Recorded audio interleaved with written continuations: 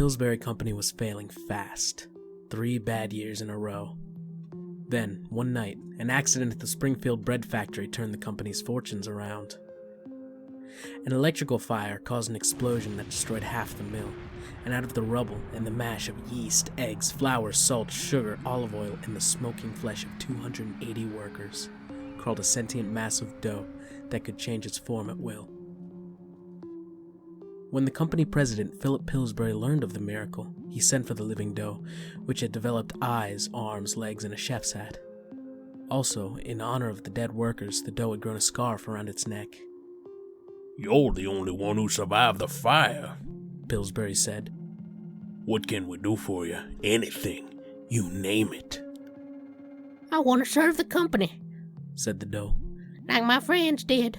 They gave their all to Pillsbury, and they gave their all to me." In the explosion, the liquefied brain matter of scores of Pillsbury workers had sprayed the lump of ingredients at the same instant that electricity charged through the mass, an incredible combination which caused the dough to rise and live.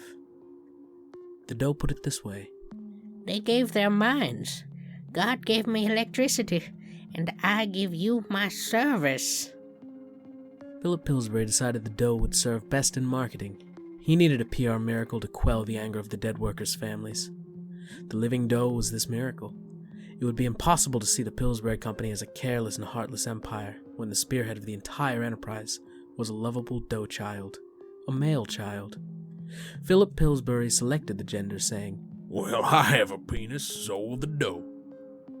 The first commercial appearance of the Pillsbury Doughboy was an astonishing success. Viewers were amazed by what they'd witnessed, which was simply a scene depicting a woman baking while a little boy made of dough stood on the counter and watched her. She looked happy. He looked happy. At the end of the commercial, the camera panned to a can of Pillsbury dough. The Doughboy himself stepped out from behind it.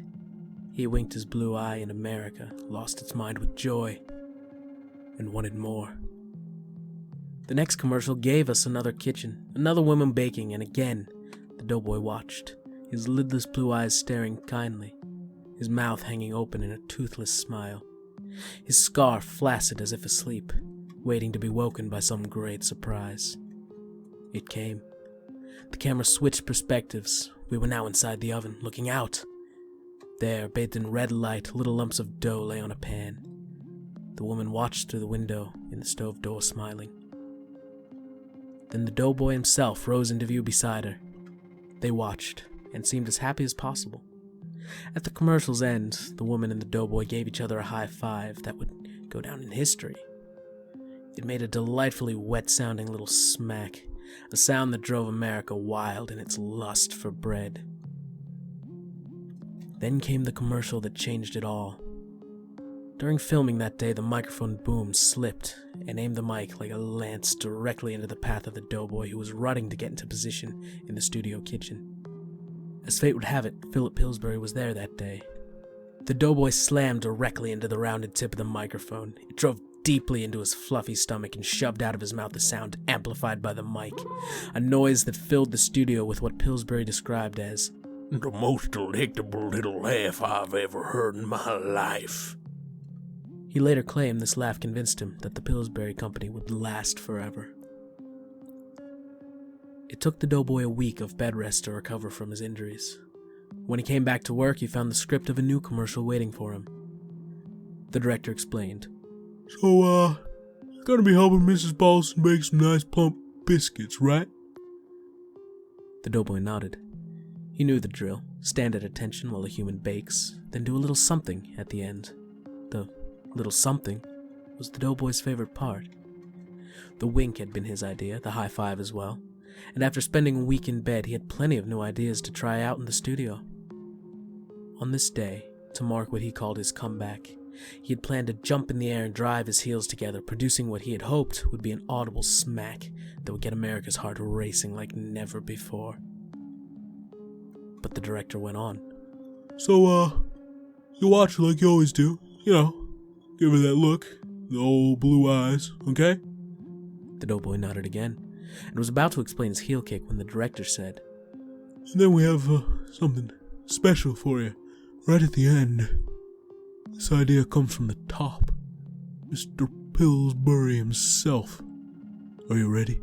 Though the Doughboy desired the creative freedom he had enjoyed thus far, he was willing to hear Pillsbury's idea. After all, the man was something like a loving father, was he not? You're gonna love this. So right at the end, after she pulls the pan of biscuits out, the shot's gonna go to you standing beside the dope can, and then her hand comes into the shot, and she's gonna poke you in the belly, and then... He paused for effect. You do your magic. You make that wonderful sound that's got America by the sack. He stopped, breathless. What do you think? What do I think? Said the Doughboy, shocked. I think no way. Never. No one's jabbing me in the belly ever again. Do you have any idea what that felt like? The Doughboy remembered the grinding cramps, the nights of vomit, the horrible feeling in his stomach slowly puffing back into place. He was about to offer his heel kick plan when Philip Pillsbury stepped on set. Everyone hushed. You said you wanted to serve. Pillsbury said. I did. You said you were doing this for your friends. I was. I am. Then you're doing it. Pillsbury removed a stack of photographs from his suit pocket and began dropping them one by one at the Doughboy's feet.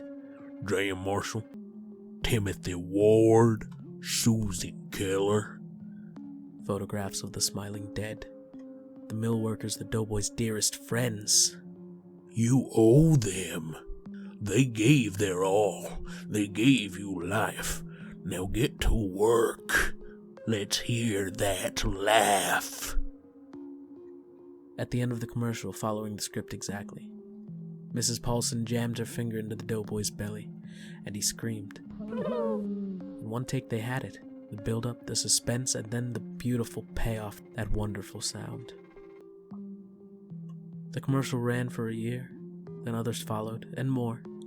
Children all over America imitated the Doughboy, poking each other's stomachs and laughing.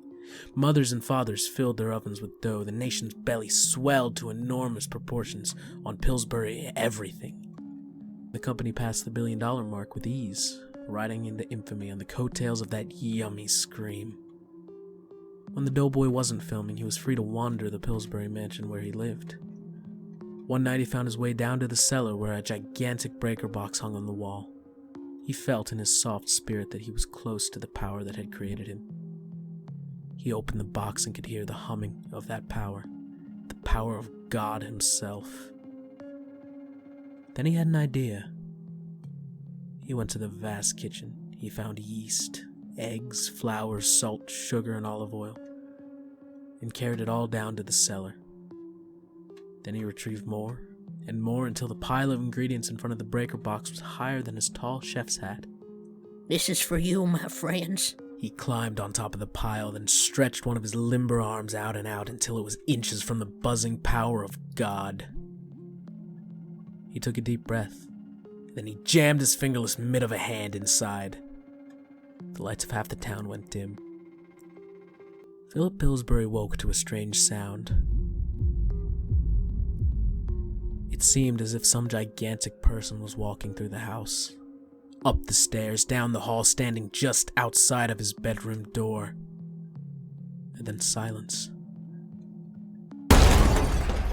The door flew inward, and there stood the Doughboy, 7 feet tall, wide as a refrigerator, his blue eyes sparking with electric life. Doughboy? Doughman, Said Doughman. show me your belly. What? You heard me. I wanna see it. I won't. Doughman reached up and pushed his mitten-like hand into the side of his globular head, then pulled out photographs and sent them spinning one by one toward Pillsbury. Amy, Victoria, Cal, you will. Pillsbury grasped the photographs. This was his family. You monster! He cried. What have you done to them? Nothing yet. He took one heavy step toward the bed, rattling the pile of change on the nightstand. Now show me your belly. You can't make me. Now Doughman laughed. It was the first time he'd laughed in years, and at the sound, which was a deep, fleshy growl, nothing like the adorable giggle famous across the world, Philip Pillsbury turned as white as flour.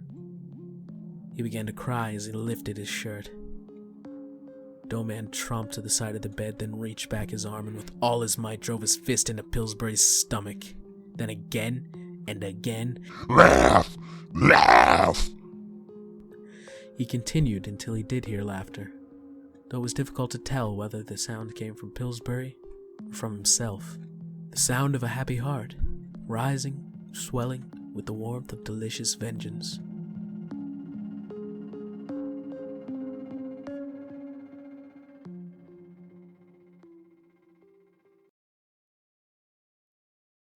Alright, well that was weird as hell. It was also kind of funny though, you know, in a creepy sort of way. If you want to read this story yourself or others like it, check out Dan Williams over on Medium. I'll link to it down below. Anyway, thank you all so much for watching. Remember, there is no time to mid, and I will see you in the next one. And also, maybe leave a like if